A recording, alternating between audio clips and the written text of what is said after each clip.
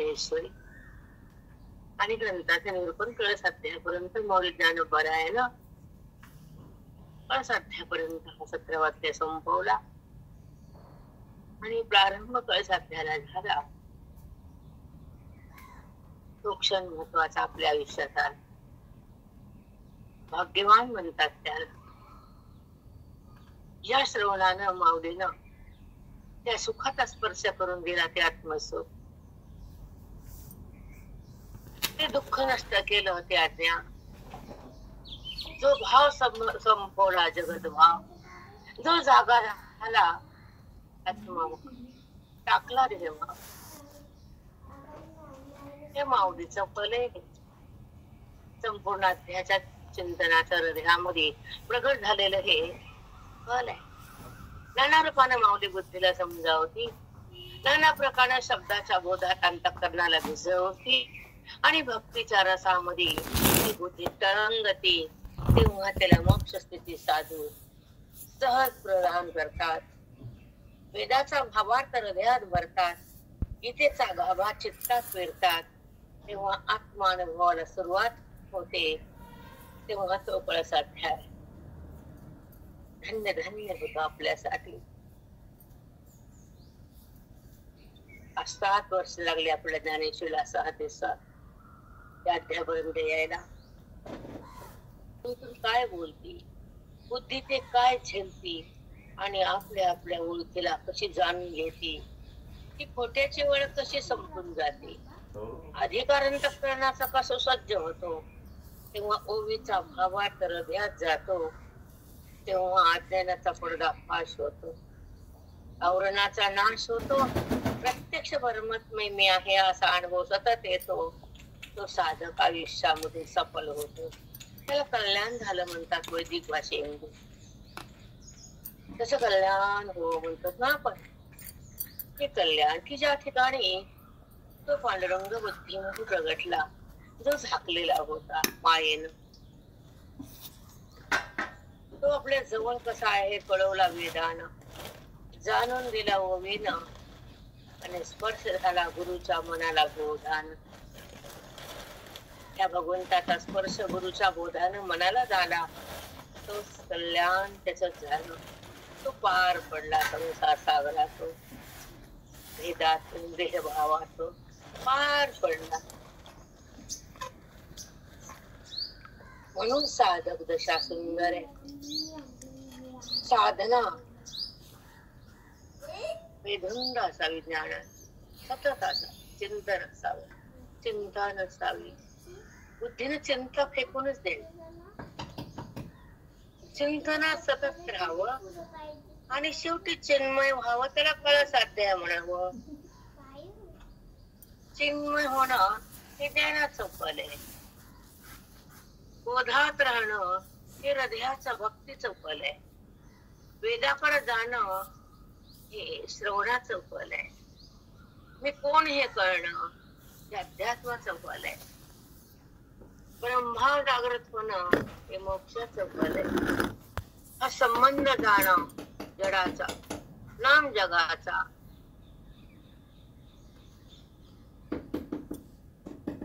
किती सुंदर शब्द की जडाचा संबंध बुद्धीत टाकून देते.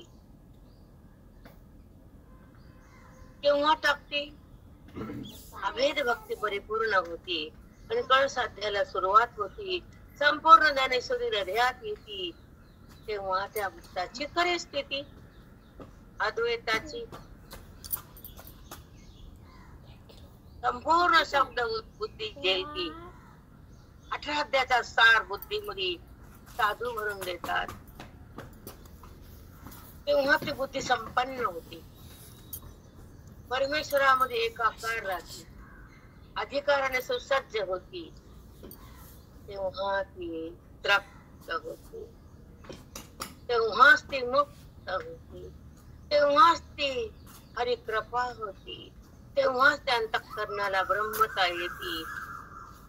तीच एका क्षणामध्ये भगवंताला बुद्धी आलिंगन देती. तीच पूर्णता झाली. अंतःकरण अवस्था आली त्या ज्ञानाची. अज्ञान संपल्यानंतर ज्ञानाची अवस्था प्रगट होती. अंधार गेल्यावर दिवस उगवण्याची रीत सुरू होती. सूर्य उगवल्यावर अंधार राहतच नाही. ज्ञानेश्वरी पूर्ण हृदयात गेल्यावर मी देह वाटतच नाही. एका एका शब्दाचा रस बुद्धीनं ग्रहण केला आणि जगताचा अध्यास संपूर्ण वावळून गेला. अधिष्ठानाचा स्पर्श त्या बुद्धीला आला. देहाचा स्पर्श संपवला. हा उत्कर्ष ज्ञानाने केला. आदर्श महात्म्याने दिला. हा भावार्थ वेदाचा हृदयात आला. तो साधक सुसंपन्न झाला आणि साध्यापाशी येऊन थांबला. तो राम झाला. तोच राम.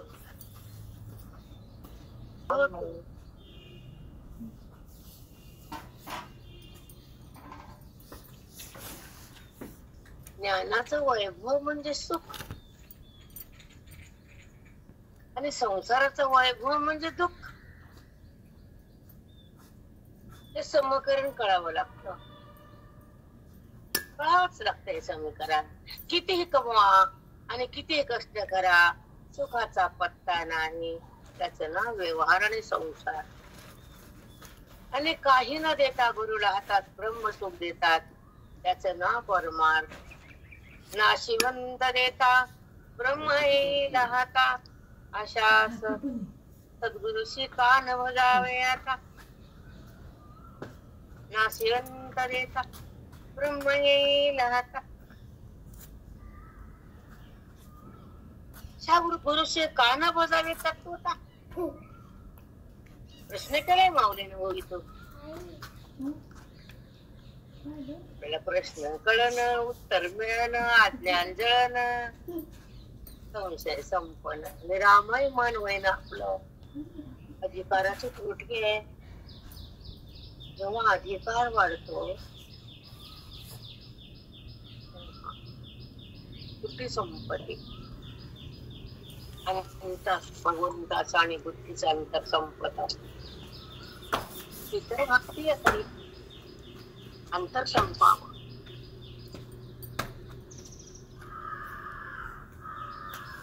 आणि एकच लावावं. पण जर पठन करताना, वाचन करताना श्रद्धा नसल, अश्रद्धा असेल, हरिओम तत्सत संकल्प नसल, मग तो लाभ नाही. पण माऊलीची कृपा करावं सर्वांवर. कसा कसा वाचताना लाभ होतो. फार सुंदर आहे पुढे गावा. ते भयानक तुपाने आज रात्री माहित नाही. पण भरपूर चिंतन केलं तरी पण सांगायचं नाही ना. आता ओळी पूर्ण करू. एक शब्द घेतला होता मी आणि आता पूर्ण ओळी बघूया आपण. निवृत्ती तर प्रवृत्ती ह्या दोन शब्दात बरं बोलले होते. धर्मशास्त्र, वेदांत शास्त्र, त्याचं निरूपण आपण केलं, भरपूर केलं काल. पण तो निवृत्ती शब्द ह्या ओळीच्या द्वारे कसा ओळीमध्ये कट्ट बसला आणि तत्वज्ञान कसं प्रगट झालं. ह्या 18व्या अध्यायाचा मंदिराचा जो चिरा तो कसा मजबूत केला. शेवटचा शिरा बसवला, त्याला मंदिर पूर्ण झालं. तो शिरा म्हणजे निवृत्ती सूत्र सोडवणीय.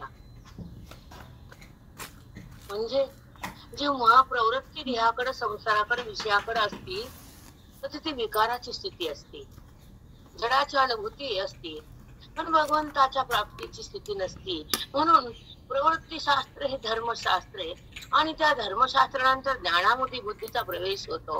अध्यात्माकडे अंतःकरण वाहू लागतं. संतांच्या संगतीमध्ये जीवन जगू लागतो आणि साधक महान बनू लागतो. साधना सुसंपन्न होती. वेदाची संपत्ती हृदयात येते. ती महान भक्ती होती. तेव्हा त्या भक्तीच्या द्वारे वैराग्य उत्पन्न होतं आणि त्या वैराग्याच्या शक्तीने निवृत्तीमध्ये मन सहज घट्ट धरून राहतो. तेव्हा तो चिरा त्या मंदिराला घट्ट बसला जातो. तो मंदिरातून पडत नाही. तशी बुद्धी भगवंतापासून देहाकडे पडत नाही.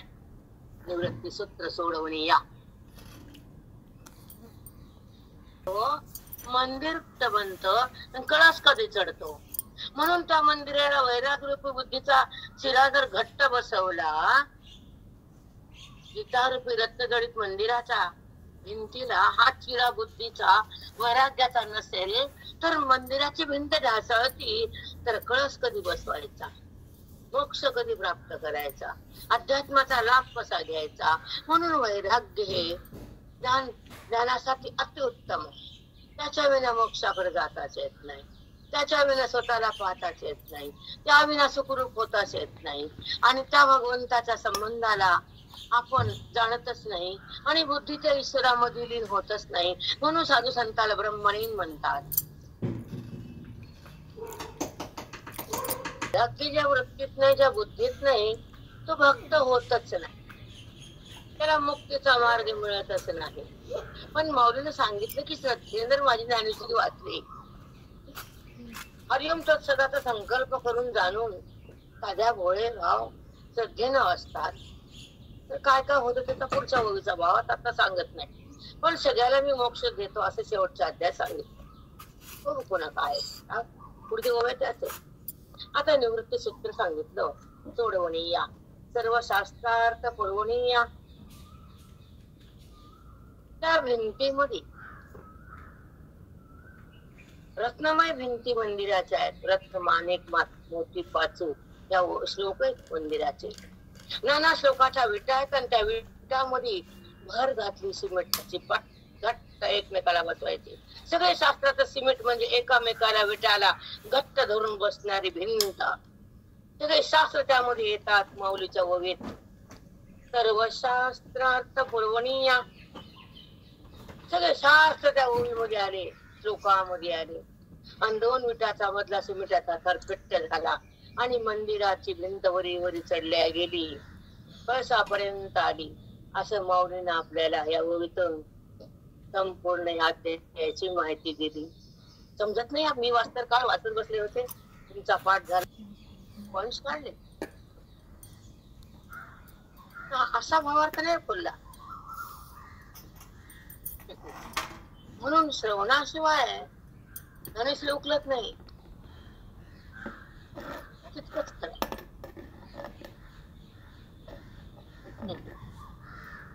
भावार्थ सर्व पुरवणीया. सर्व भाव त्या मंदिराच्या भिंतीच्या दोन विटामध्ये पूर्ण आले. म्हणून एक एक एक एक थर वाढत गेला आणि कळसापर्यंत भिंत आली. भावार्थ पुरवणीया. एवढा वेळ आपल्यापासून असतो नाही. अंकाराचं वारा असल्या सोपं. हो मग हो तुमच्यासारखं एखाद्याला जमते बोलून सांगणं मान्य असते. संसारला बघता येत नाही.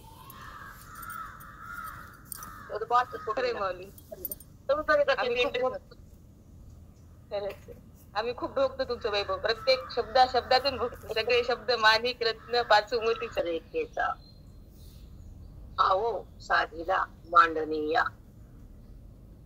त्या भिंतीचे थरण ते चिरे तेव्हा विटा नव्हत्या. त्या काळामध्ये दगडी बांधकाम होत. जुन्या गावात अजून असतात. आमच्या मारी एक वाडा होता, नवा वाडा नाव त्याचं. त्याला सगळे चिरेच होते. आता संपला तो वाडा, पण त्याला पूर्ण भिंती दगडाच्या होत्या. त्यावेळेस दगडाचं बांधकाम होत. अजून जुन्या मंदिरात जात मी तिथे मोठे मोठे दगड दिसतात. हिमाळपंथी सगळे दगड विठा दिसल्या कोकणच्या मंदिरात बघा तुम्ही जाऊ. म्हणून चिऱ्याचं रूप करून माऊली बोलले. हे तुम्हाला सांगायचंय मला आवर्जून.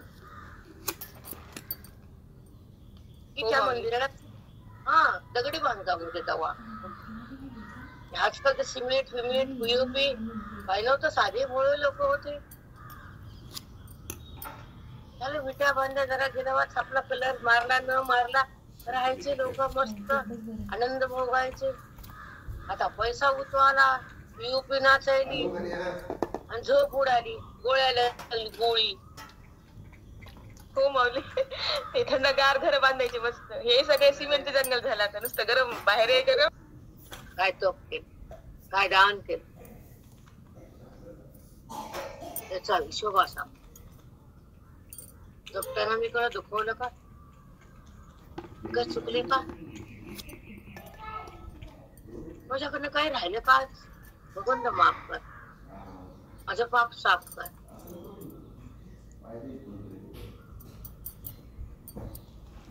नमस्कार भगवंताला हातून मग झोपायचं. तिथे आजकालच्या पिढीला माहितच नाही भगवंताला नमस्कार झोपताना.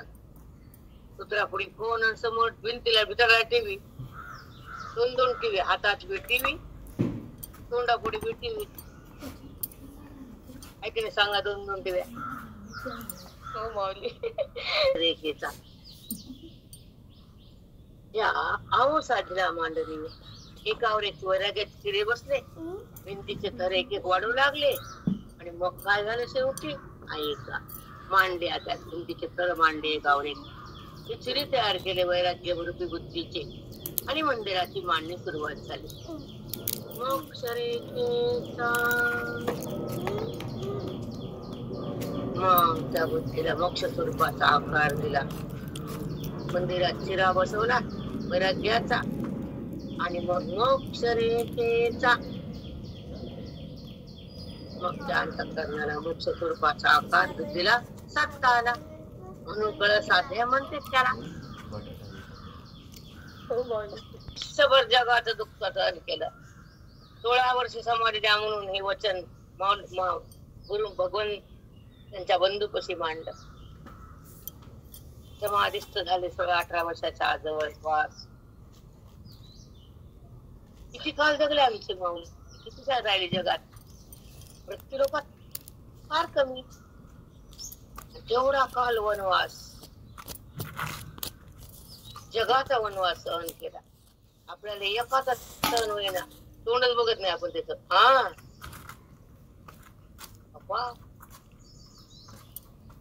हे मोक्ष देण्यासाठी माऊलीचा अवतार आहे. जोपर्यंत चंद्र सूर्य तारे आहे, जोपर्यंत जीव जन्मतील, तेव्हा माझ्या ज्ञानाचा उपयोग होईल. होई आज जाईल, त्याला माझी प्राप्ती होईल. हे वरदान माऊलीच. थोडं दुःख सहन केलं जगाच. आपल्याला एकच सण होईल, एकच. पागल होतो डोकं, पागल. त्रास दुर्गम फेकते, अधिकार उच्च करतो आणि भगवंताच्या प्राप्तीसाठी हे हृदय परिपूर्ण सुसज्ज असत. तसा असा बाउंड्रीवर काय तरुण चालले काय.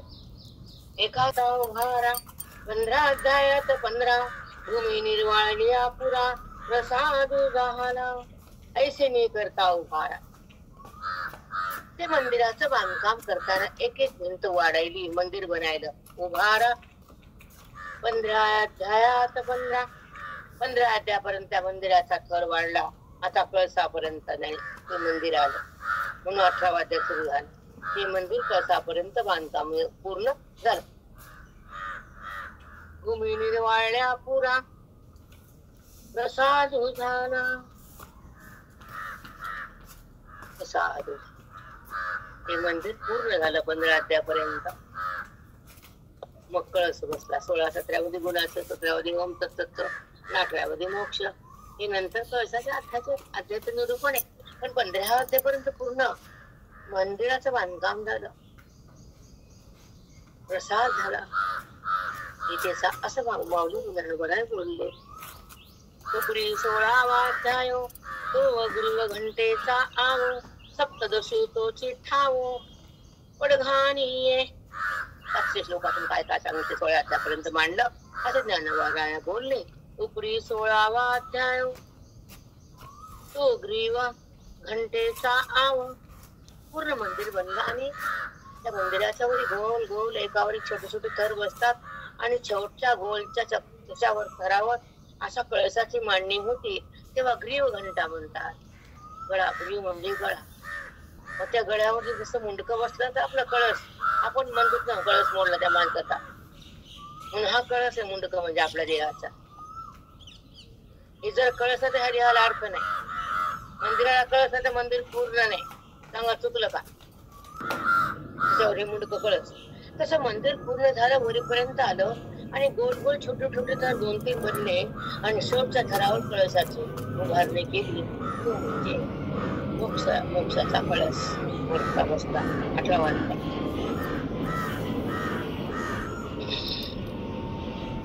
भूमी तो ग्रीव घंटेचा आव सप्तदशी तोची ठाव. 700 श्लोकाची परिपूर्णता म्हणजे त्या अध्यायाच्या श्लोकाचा वरचा कळसाचा भाग. सप्तदशी तोची ठाव, तो कळस बसण्याचा ती बैठक आहे. आणि त्याच्यावर कोणी काय बसलं? कळस. पुढे घाणी ती कळस बसण्याची खालची बैठक आहे. गोल त्याला पडघाणी म्हटलंय.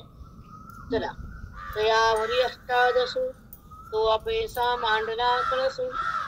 मग त्या 18 अध्याय हा कळस आहे ना, अष्टादशू तो अपेसा मांडला कळसू. मग त्याच्यावर काय मांडला? कळस मांडला. 18 अध्याय. उपरी गीतादिक व्यासू ध्वज झाला. त्या कळसावर मग भगवा झेंडा म्हणजे आमचे व्यास महामुनी ब्रह्मज्ञानी. तो ध्वज म्हणजे व्यास रूपी फडफडणारा धर्माचा झेंडा त्या कळसावर रवल्या गेला. मंदिर पूर्ण झालं. कळस आणि झेंडा. झेंडा म्हणजे महामुनी व्यास. हो माऊली, खरंच माहित नव्हतं झेंडा म्हणजे व्यासांचा झेंडा. खरंच ते चढते भूमीचे आय.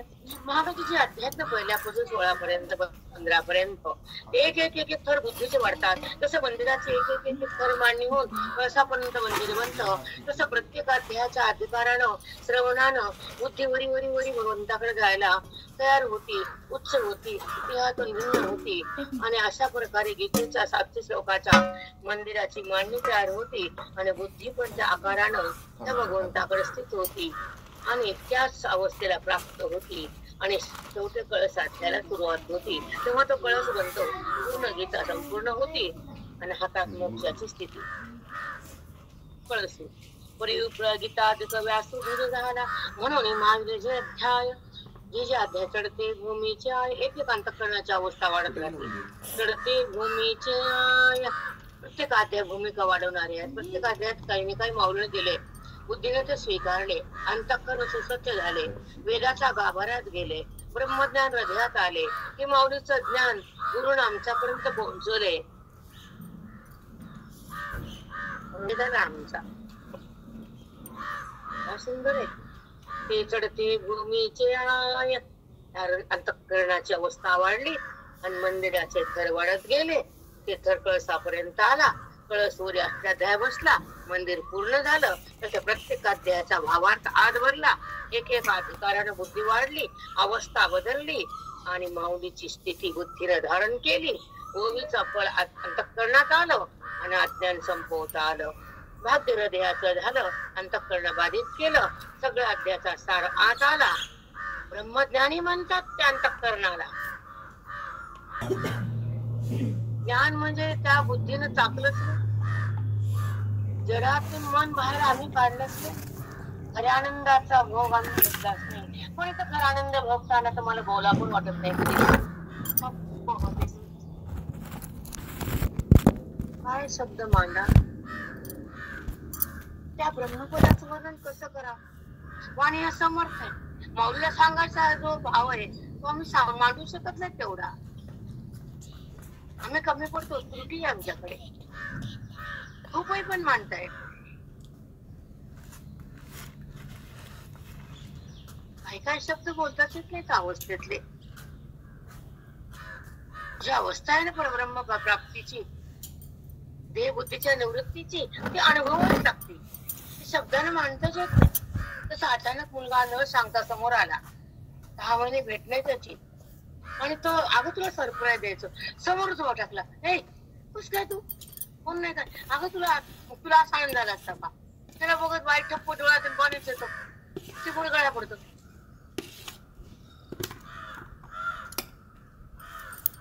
तीच माता करी जोयला आलिंगन देतो पाहताच.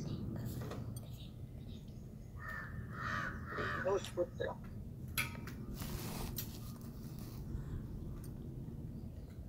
तीच खरी मात.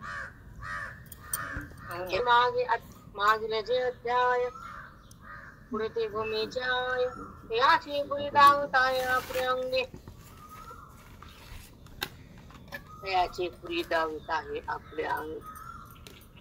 जे मागच्या अध्याय आहेत ना, तशी बुद्धीची अवस्था वाढते. एक अवस्थानं बुद्धी चढते, एक थर भिंतीचा चढतो. तशी बुद्धी एका अध्यायाचा अधिकार वाढतो आणि तिच्या श्रवणाच्या भक्तीनं परिपूर्ण होती, योग्यता वाढती आणि ती स्थिती भगवंताची तिला प्राप्त होती आणि ते कळसाकडे जाते म्हणजे मोक्ष, असं भगवंत माऊलीने सांगितलंय. हा पुढे अंगी आपल्या हृदयामध्ये ती अवस्था प्राप्त होती. हा पुढे अंगी